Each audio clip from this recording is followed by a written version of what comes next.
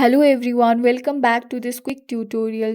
Do you want to secure your messages by keeping it private?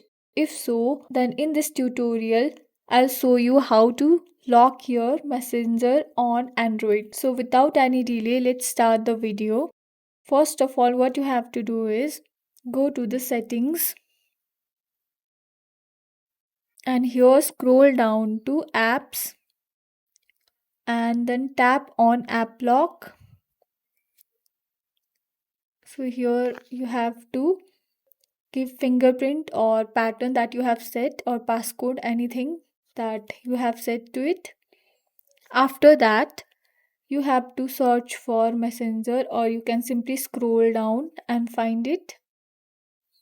So here you have to search for messenger and you have to enable this option. After enabling this option, go back and check for your messenger. So here you have to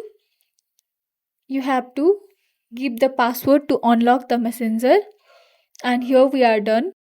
So thanks for watching. See you guys in the next video.